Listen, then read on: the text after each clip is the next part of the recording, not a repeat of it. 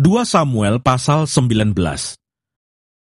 Lalu diberitahukanlah kepada Yoab, "Ketahuilah, raja menangis dan berkabung karena Absalom." Pada hari itulah kemenangan menjadi perkabungan bagi seluruh tentara.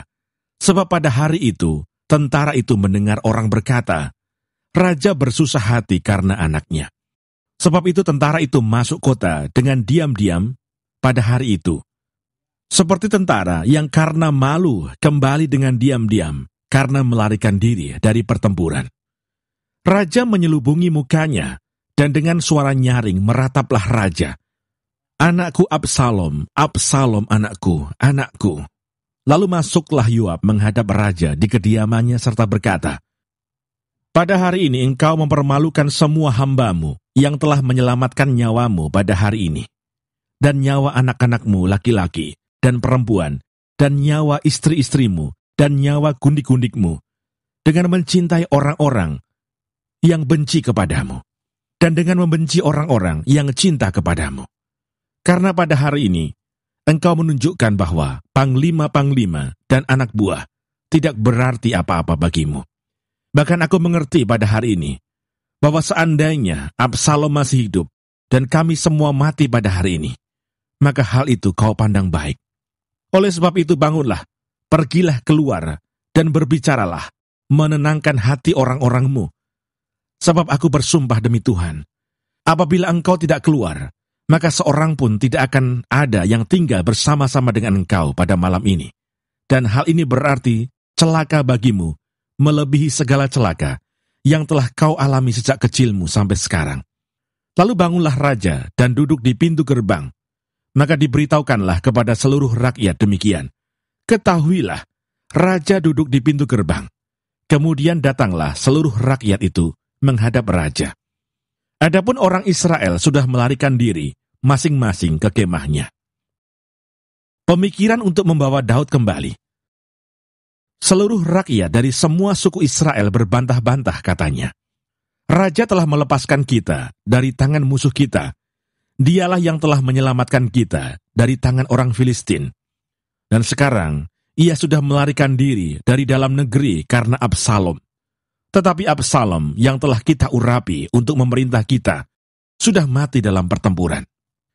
Maka sekarang mengapa kamu berdiam diri dengan tidak membawa raja kembali?" Raja Daud telah menyuruh orang kepada Sadok dan Abiatar imam-imam itu dengan pesan, "Berbicaralah kepada para tua-tua Yehuda demikian, mengapa kamu menjadi yang terakhir untuk membawa raja kembali ke istananya? Sebab perkataan seluruh Israel telah sampai kepada raja. Kamulah saudara-saudaraku, kamulah darah dagingku. Mengapa kamu menjadi yang terakhir untuk membawa raja kembali? Dan kepada Amasa haruslah kamu katakan, bukankah engkau darah dagingku? Beginilah kiranya Allah menghukum aku, bahkan lebih lagi daripada itu, jika engkau tidak tetap menjadi panglimaku, menggantikan Yoab."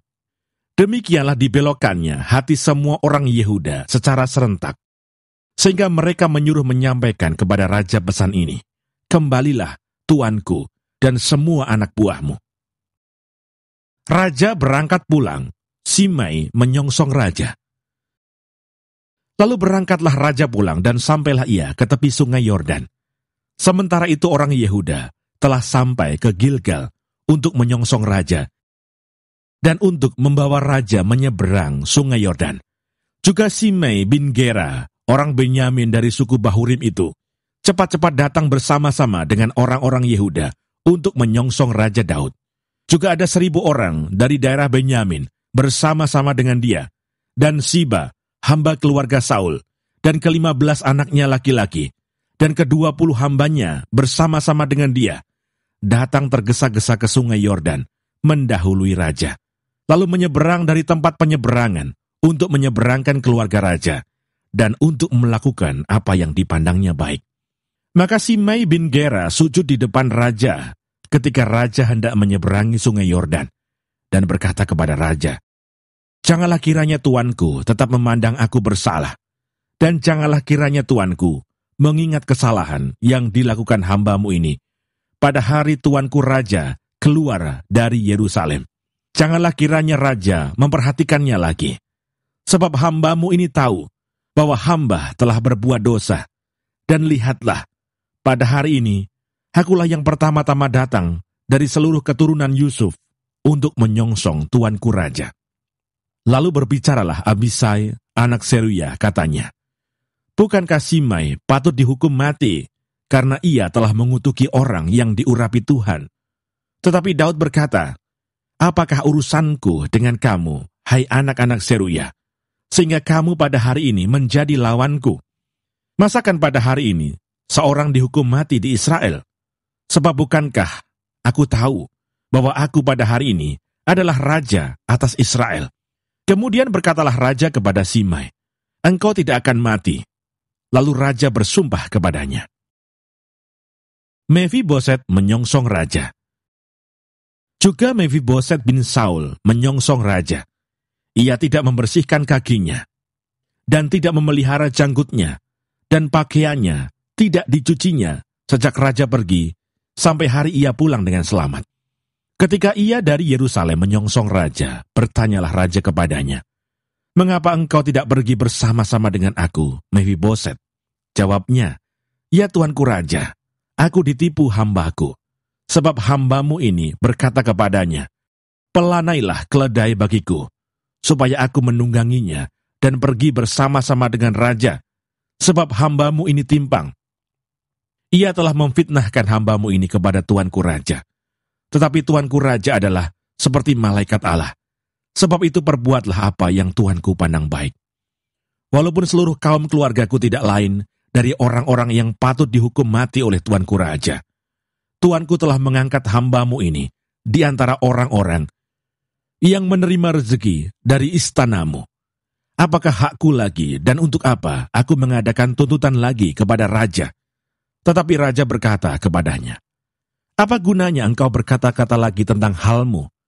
Aku telah memutuskan, engkau dan Siba harus berbagi ladang itu.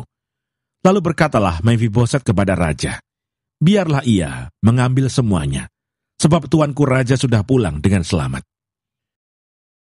Barsilai ikut mengantarkan raja. Juga Barsilai orang Gilead itu telah datang dari Rogelim dan ikut bersama-sama raja ke sungai Yordan untuk mengantarkannya sampai di sana. Barsilai itu sudah sangat tua, 80 tahun umurnya. Ia menyediakan makanan bagi raja selama ia tinggal di Mahanaim, sebab ia seorang yang sangat kaya. Berkatalah raja kepada Barsilai, ikutlah aku. Aku akan memelihara engkau di tempatku di Yerusalem. Tetapi Barsilai menjawab raja, berapa tahun lagikah aku hidup, sehingga aku harus pergi bersama-sama dengan raja ke Yerusalem? Sekarang ini aku telah berumur 80 tahun. Masakan aku masih dapat membedakan antara yang baik dan yang tidak baik? Atau masih dapatkah hambamu ini merasai apa yang hamba makan, atau apa yang hamba minum? Atau masih dapatkah aku mendengarkan suara penyanyi laki-laki dan penyanyi perempuan? Apa gunanya hambamu ini lagi menjadi beban bagi tuanku raja? Sepotong jalan saja hambamu ini berjalan ke seberang sungai Yordan bersama-sama dengan raja. Mengapa raja memberikan ganjaran yang sedemikian kepadaku? Biarkanlah hambamu ini pulang, sehingga aku dapat mati di kotaku sendiri, dekat kubur ayahku dan ibuku. Tetapi inilah hambamu Kimham. Ia boleh ikut dengan tuanku raja. Perbuatlah kepadanya apa yang tuanku pandang baik. Lalu berbicaralah raja, baiklah Kimham, ikut dengan aku. Aku akan berbuat kepadanya apa yang kau pandang baik, dan segala yang kau kehendaki daripadaku akan kulakukan untukmu. Kemudian seluruh rakyat menyeberangi sungai Yordan. Juga raja menyeberang. Setelah berpamitan dengan Barsilai dengan ciuman, lalu orang ini pun pulanglah ke tempat kediamannya. Orang-orang Israel dan orang-orang Yehuda mempertengkarkan raja. Sesudah itu berjalanlah raja terus ke Gilgal, dan Kimham ikut dengan dia. Seluruh rakyat Yehuda bersama-sama setengah dari rakyat Israel telah mengantarkan raja. Tetapi seluruh orang Israel datang menghadap raja dan berkata kepada raja, mengapa saudara-saudara kami, orang-orang Yehuda itu, menculik raja dan membawa dia menyeberangi sungai Yordan dengan keluarganya, dan semua orang Daud yang menyertai dia? Lalu semua orang Yehuda menjawab orang-orang Israel itu, "Oleh karena raja kerabat kami, mengapa kamu menjadi marah karena hal ini? Apakah kami makan apa-apa atas biaya raja? Apakah kami mendapat keuntungan?" Tetapi orang-orang Israel itu menjawab orang-orang Yehuda, "Kami 10 kali lebih berhak atas raja. Sebagai anak sulung kami melebihi kamu. Mengapa kamu memandang kami rendah? Bukankah kami yang pertama-tama harus membawa raja kami kembali?" Tetapi perkataan orang-orang Yehuda itu lebih pedas daripada perkataan orang-orang Israel.